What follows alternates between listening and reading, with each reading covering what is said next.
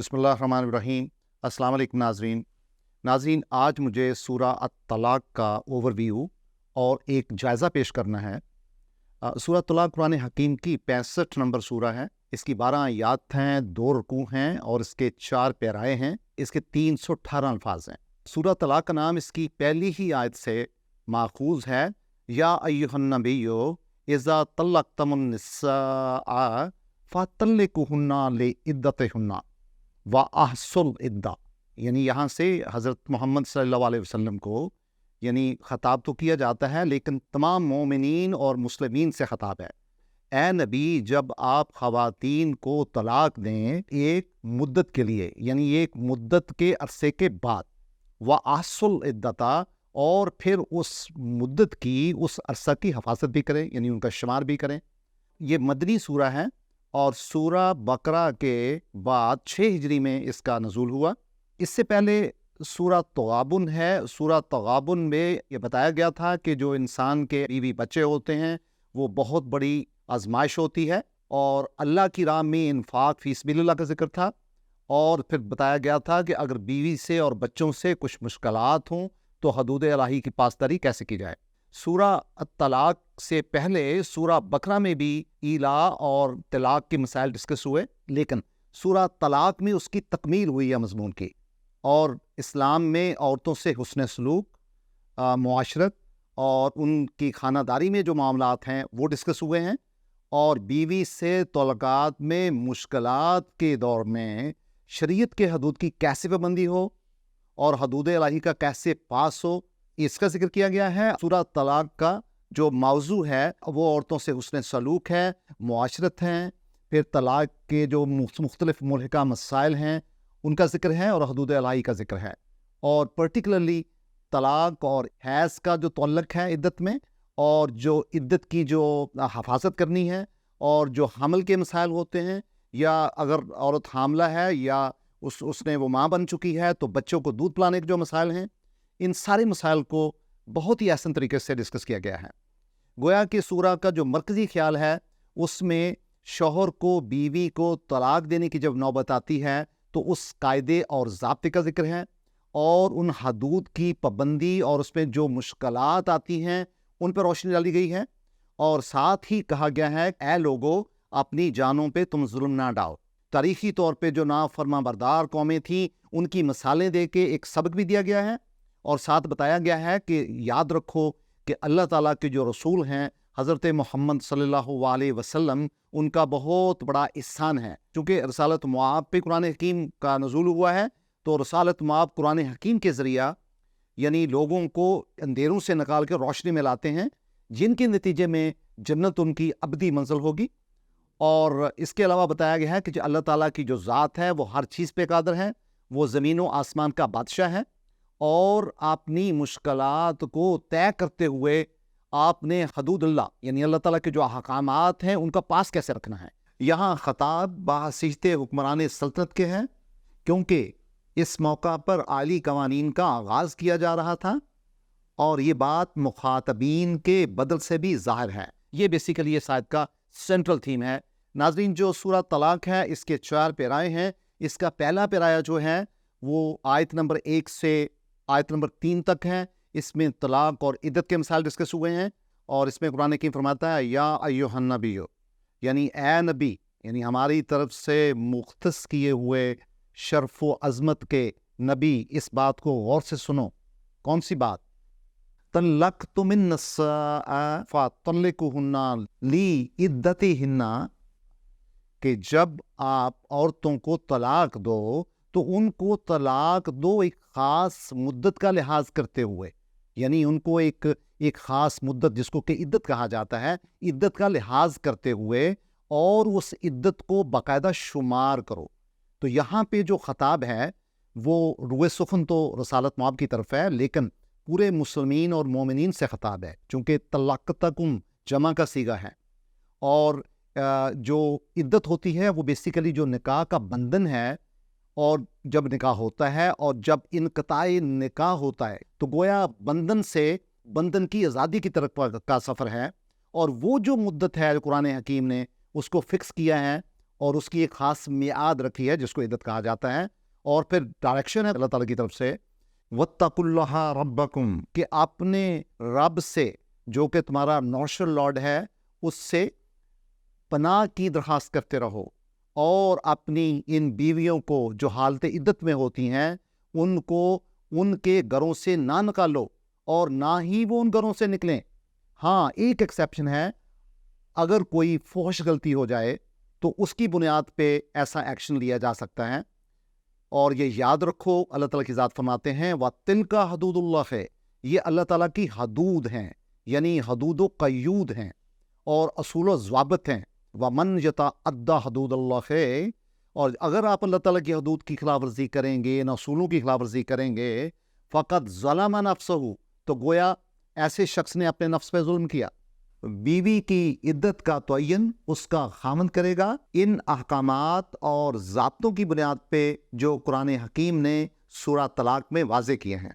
پھر قرآن حکیم بتاتا ہے کہ جب یہ مدت آ جائے فائزہ بلغنا اجلہن، اور جب یہ مدت عدت کی مدت ختم ہو جائے تو پھر فَأَمْسِكُوهُنَّ بِمَعْرُوفٍ أَوْ فَارِقُوهُنَّ بِمَعْرُوف، تو پھر یا تو آپ ان کو اپنی طرف روک لو احسن طریقے سے، اور یا پھر ان کو جدا کر دو احسن طریقے سے۔ وہ احسن طریقہ کون سا ہے؟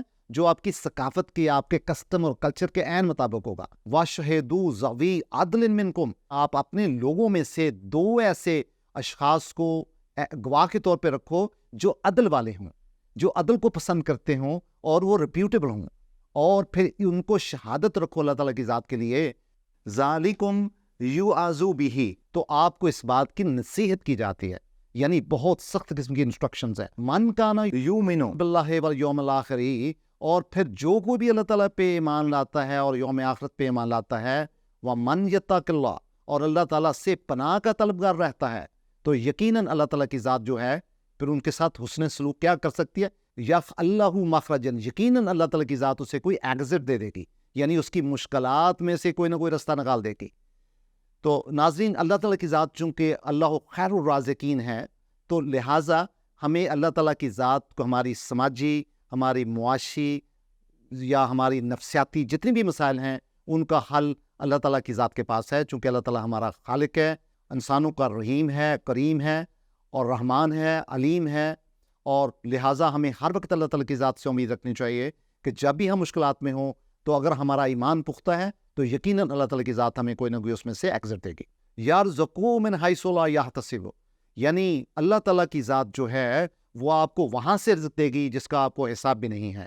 اور من یتوکل علی اللہ فہو حسبہ، اور جو کو بھی اللہ تعالیٰ کی ذات پہ یقین کرتا ہے، اللہ تعالیٰ پہ ایمان رکھتا ہے، اللہ تعالیٰ کی ذات اس کے لیے بہت کافی ہے۔ ان اللہ بالغ امرہ، چونکہ ہر معاملے کی جو تکمیل ہے، جو عروج ہے، جو اس کی نہج ہے، وہ اللہ تعالیٰ کی کمانڈ ہے۔ قد جعل اللہ لکل شیء قدرا، اور اللہ تعالیٰ کی ذات نے ہر چیز کو ایک مقدار کے ساتھ، تناسب کے ساتھ اور توازن کے ساتھ پیدا کیا ہوا ہے۔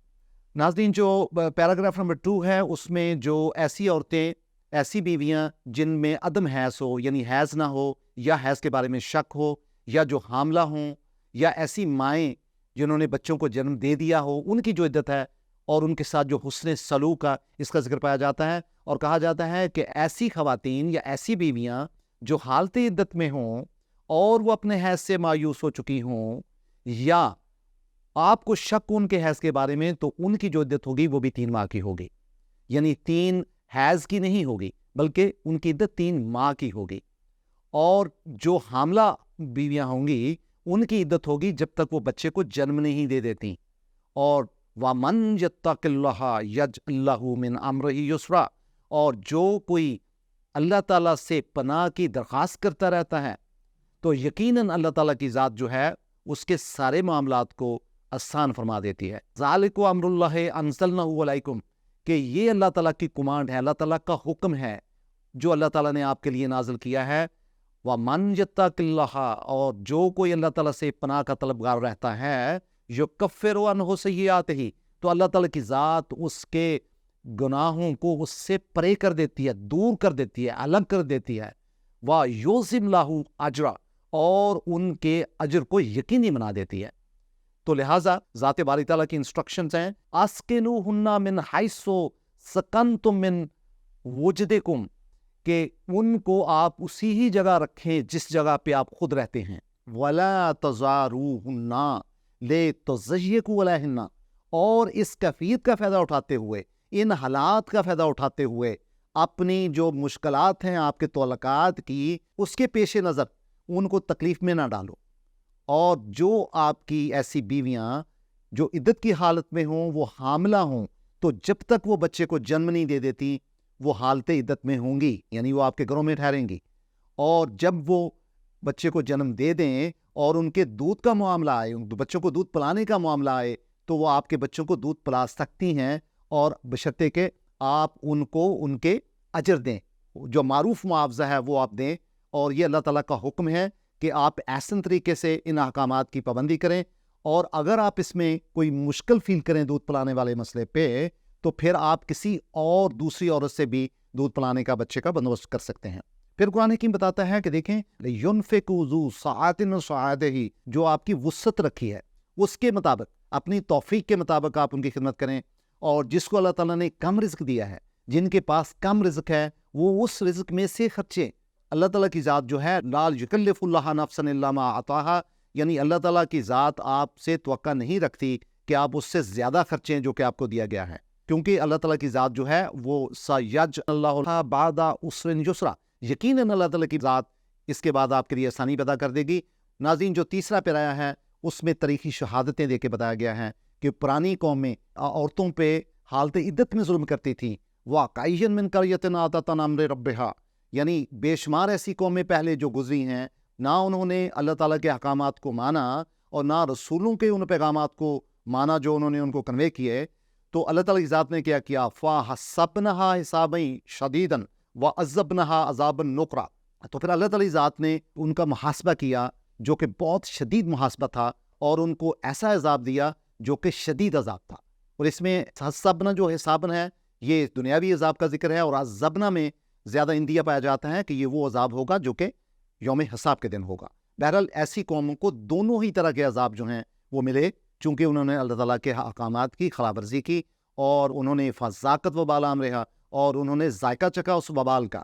وَقَانَ عَاقِبَةُ أَمْرِهَا خُسْرًا، اور یقیناً ان کا جو انجام ہوگا وہ بھی بہت خسارے والا انجام ہوگا. تو ناظرین، جو چوتھا پیراگراف ہے اس میں جو اولو الالباب ہیں ان کا ذکر پایا جاتا ہے، اور ان کو دعوت دی جاتی ہے کہ وہ قرآن حکیم پہ تذکر کریں، تفکر کریں. اور ساتھ ہی اللہ تعالیٰ کی صفات بیان کی گئی ہیں، اور کہا جاتا ہے کہ عَدَّ اللَّهُ لَهُمْ عَذَابًا شَدِيدًا، ایسے لوگ جو اللہ تعالیٰ کے قوانین کی خلاف ورزی کرتے ہیں ان کے لیے عذاب شدید تیار کیا ہوا ہے. اور پھر قرآن حکیم جو عقل والے لوگ ہوتے ہیں ان کو قرآن حکیم نصیحت کرتا ہے، فَاتَّقُوا اللَّهَ یا اولو الالباب. تو پھر اے اہل خرد لوگو، اے اہل دانش لوگو، پھر سوچو اور اللہ تعالیٰ سے اپنی حفاظت کی دعا کرتے رہیں، استدعا کرتے رہیں. یعنی وہ لوگ جو ایمان لائے ہو، قد انزل اللہ علیکم ذکرا، کیونکہ اللہ تعالیٰ کی ذات نے قرآن حکیم کو آپ کو ذکر کے طور پہ اتارا ہے.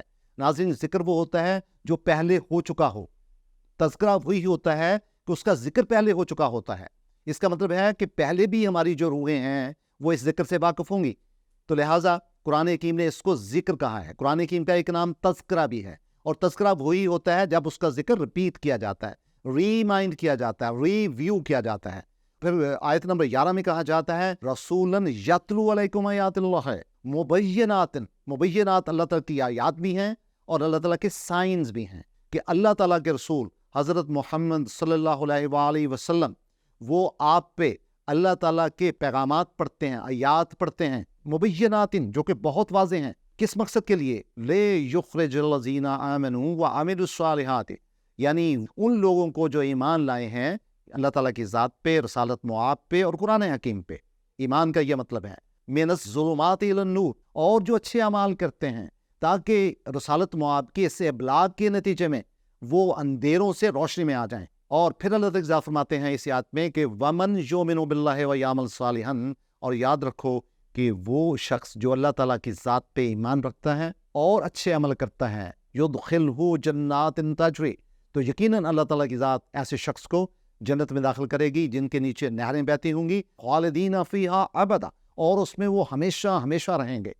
قد अहसन अल्लाहु लहु रिज़्क़ा, तो देखो कितना ही खूबसूरत रिज़्क़ है, कितना ही खूबसूरत मुआवजा है जो कि अल्लाह ताला की ज़ात ने ऐसे लोगों के लिए मुकर्रर कर रखा है। यानी एक ऐसी ज़िंदगी जो हमेशा हमेशा अबदी ज़िंदगी होगी, हमेशा रहने वाली ज़िंदगी होगी, और उसमें उनको हर तरह का रिज़्क़ होगा। आखिरी आयत में नाज़रीन अल्लाह ताला ज़िक्र फरमाते हैं अल्लाहुल्लज़ी खलक़ा सबअ समावात, कि अल्लाह ताला की ज़ात वो हस्ती है कि जिसने 7 आसमान पैदा किए, व मिन अर्दे मिस्लहुन्ना, और फिर ज़मीन बनाई बिल्कुल इसी तरह जिस तरह के आसमान बनाए, इसी तरह उनकी ज़मीन बनाई। यतनज़्ज़लु अम्रु बैनहुन्ना, और यकीनन ये अल्लाह ताला के अहकामात हैं जो कि इनके दरमियान यानी आसमानों और ज़मीनों के दरमियान जो हैं वो पाए जाते हैं। ली तालमु, और मकसद क्या है, ताकि आप जान सकें अन्नल्लाह अला कुल्लि शैइन कदीर, कि अल्लाह ताला की ज़ात जो है वो कादिर है, मुक़तदिर है, और हर चीज़ को एक मय्यर के साथ एक तवाज़न, तनासब और मिक़दार से पैदा करती है, और उन पे रेगुलेट भी उनको करती है, उनके नताइज की हद तक भी रेगुलेट करती है, क्योंकि ये अल्लाह ताला के कवानीन ही हैं जो पूरी कायनात को चला रहे हैं। व अन्नल्लाह क़द अहाता बिकुल्लि शैइन इल्मा, और बिलाशुबा अल्लाह ताला की ज़ात ने हर चीज़ का अहाता किया हुआ है, यानी कोई चीज़ कायनात की ऐसी नहीं है जो अल्लाह ताला के इल्म से बाहर हो। तो नाज़रीन, इसमें जो 7 आसमानों का जिक्र है, सबअ से मुराद अरबी ज़बान में मल्टीपल का मानी भी होता है, इनफ्राई का मानी भी होता है, जैसे जितना सितारे आसमान पे हैं उनकी अनगिनत सितारे हैं, लेकिन सबअ जो है वो 7 के मानों में भी इस्तेमाल होता है। तो गोया इससे मुराद मुख्तलिफ स्कॉलर्स का मुख्तलिफ इंटरप्रिटेशंस है, यानी 7 आसमान भी मुराद दिए जाते हैं, यानी 7 लेयर्स ऑफ द स्काइज, और इसी तरह जैसे 7 लेयर्स हैं, इसी तरह ज़मीन की भी 7 लेयर्स हैं। सूरह अत-तलाक़ अपनी 12 आयात के साथ, 2 रुकू के साथ और 4 पैराओं के साथ हमें दावत देती है कि हम इसके सेंट्रल थीम पे हम उसको समझें। यानी यकीनन ये जो असूल हैं ये हमारे जो आली कवानीन हैं उनके हवाले से हैं, हमारे ख़ानदानी जो मसाइल हो सकते हैं मियाँ बीवी में या ख़ानदान में, उनको रेगुलेट करते हैं। तो हमें चाहिए कि हम इन असूलों को, इन असूल व ज़वाबित को प्रॉपर्ली समझें और फिर हम इनका इतलाक़ अपनी ज़िंदगियों पे करें। बहुत शुक्रिया।